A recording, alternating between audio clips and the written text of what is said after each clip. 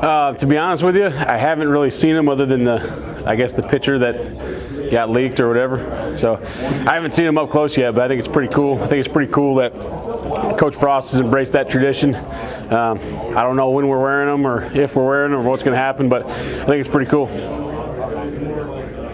come out with the energy you wanted to start the week. Yeah, today on defense especially, I know Coach Frost maybe said the offense didn't come out as much as he wanted them to, but we came out on defense. We made a few mental errors when we got tired. He gave us a lot of tempo periods today, but the energy was really good. There hasn't been one day where I've been disappointed with the energy of the team. We definitely got a lot of things to work on. We're not there, but the energy's been really good. We heard a lot from Frost about the offense on Friday's situational scrimmage, but what did you see out of that? Situational scrimmage, I thought we were really good with the 1s and 2 units, and then the 3s kind of had that half of football at the end, and we got some work to do to develop those young guys. But with the 1s and 2s, we made some good plays. We made some dumb plays in situations. For instance, we picked off a ball to end the game. We didn't get down with it. We tried to run it back for a touchdown, and that's happened here before, and those guys just got to learn those things. So I think it's really important that Coach puts us in some situations so we can have it happen on, August 18th instead of September 30th whenever we play. Is there a player or position group that you would describe as a pleasant surprise for you, or has everything kind of gone according to your projections? Gosh, I don't know. I think, I'm really happy with. I think everybody know who Mo Berry was. I'm really happy with the way Colin and Will are playing right now. Fighting for that other spot, but I think we got 3 really solid guys that can come in there and play, and then obviously some of those young guys will give us a 4th guy. The Markel Dismuke has done an unbelievable job from the time we got here till now, but the whole defense, I'm pleased with where we're at. We got to keep going, we got to keep fighting, but I'm pleased with where we're at. Did you see a moment where it flipped for Markel and it became, all right, we're going to buy in and do what you guys want to do? Gosh, I don't know if I can pinpoint a moment, but I think it was probably after the season last year. Maybe it was when he knew it was going to be a little bit more my time, or the position was up for grabs and those kind of things. But he's been an unbelievable teammate and an unbelievable player here in spring and in fall practice. We saw a video on Twitter from the Big Ten. Darian Daniels went up against Brendan James. Just talk about some of those matchups today. Oh, yeah, it's really good. I think in this camp, Coach Frost has gone a lot of 1s versus 1s. He wants a physical practice, 2s versus 2s. So our best guys get their best guys every day, and that's making us better. It's making them better. Anytime those D linemen get to go against, Farniak and Hymas and some of those guys, it's really good for us. And those receivers are causing us some fits out in the perimeter, but it's really good to see it in practice. And I'm glad we're doing 1-on-1 and 2-on-2 and some good versus good for the majority of camp. You mentioned that battle between Colin and Will. What are their strengths individually between the two? Man, they're both moving so much better than they did before. They both have such a better grasp of what's going on. You feel like those guys can make the calls if Mo's not in there.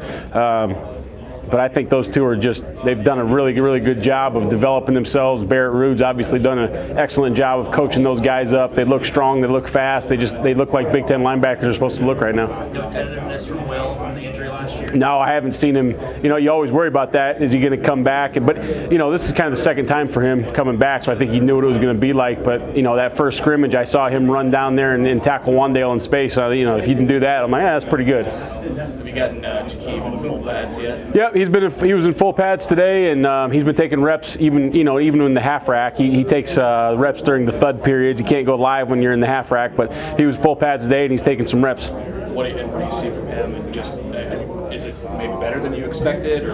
I think we knew what kind of talent he was. He's just got to get comfortable in the scheme, and he's got to play himself into shape. No matter how much you do between your last game in December and your first game or your first practice, you come in, everybody else had 15 practices on you, you're going to be a little bit out of shape just playing yourself into football, but I think he's going to be a really good player for us. How was JoJo acclimated back since rejoining you guys again?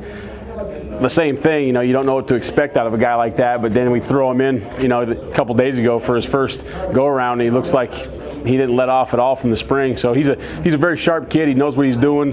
He knows how to use his body.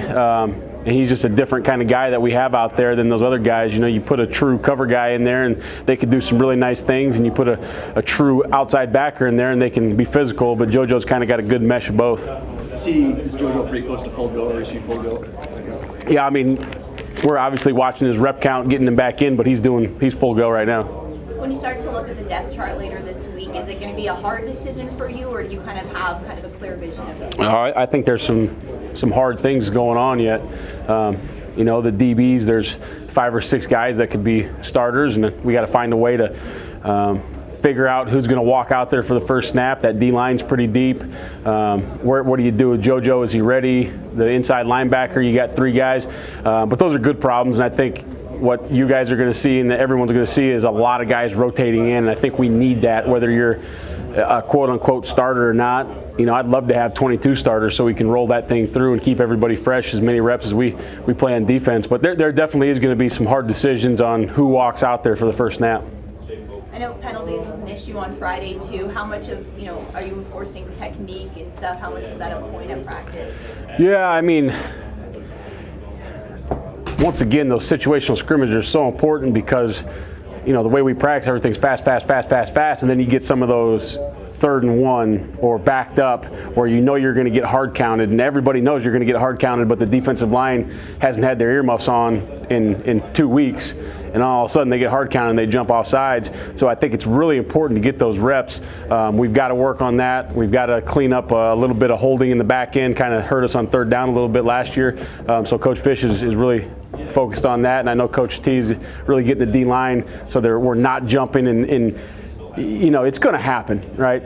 Defensive offsides, every once in a while, it's going to happen, but there's situations where you have to be aware that it's a very high probability of a hard count, and those are the things we need to get instilled in those kids' minds right now. You guys are super fall into fall camp, and it seems like now's usually the time a grind hits and they kind of start wearing down. But talking with the guys, it doesn't ever really seem like they are upset or that the grind. Do you feel like the grind hit this fall camp at all? You know what? Like even today, you know, me and Coach Fish talk about it. This is always hump week. You know, it's the week before you start getting to game prep, and those guys came out laughing, smiling, wanting to play football. A lot of energy.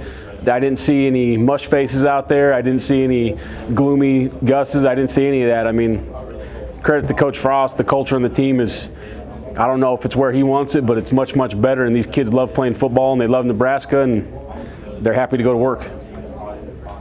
I know you got a veteran defensive line, but a guy like Casey Rogers, a young guy, how has he been able to improve in the course of the offseason? Yeah, he's done a great job in fall camp, and you know, with him, if we're running most of the base package, he's going to be really, really good. He's not quite like those older guys where he can get in and out of some of the stuff right now, but he's done a lot of really nice things in camp, and I think he's going to provide us with some depth if we need him. How much of a luxury is it to have essentially 6 or 7 upper-class defensive linemen so that you can develop some of these younger players that you've recruited, and you're not necessarily forced to put somebody into a situation where they're not necessarily ready? Right. I think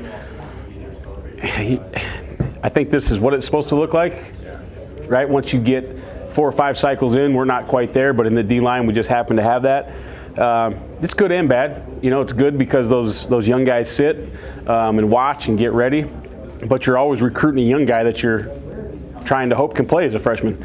So I think there's always going to be a kind of a constant battle, and, you know, all the transfer portal and all that business. It's sometimes a young guy comes in and he's not going to play, and some of those guys don't want to wait anymore. That's just the kids that we deal with in today's world. But it's awesome right now to have those senior D-line to show them how to do it, especially the way that they practice and the way they conduct themselves around the building. I think that's important for the young guys to see. If I want to be a great player, I need to act like the great players. And if your great players are turds, then the young guys are going to act like turds. Right. You know what I mean? Yeah. I mean, we say it all the time, whether, you know, there's 2 types of turds. You're a sinker or you're a floater, but you're still a turd, right? I mean, so you got to have when you have really good people that are the best players, that helps the locker room tremendously. Erik, the AP poll just came out. Nebraska's ranked 24th in the top 25. What's your reaction to the national perception of Nebraska football right now that they're ranked in the top 25? I think it's cool because of the way the program is perceived. It's great because of the way Coach Frost is perceived. We haven't done anything yet. So I just assumed we weren't ranked. I hope none of those guys think that they made it, because we certainly haven't. Like we said last time, we're a 4-8 football team until we get in the season. So ranking 24th don't mean diddly to me.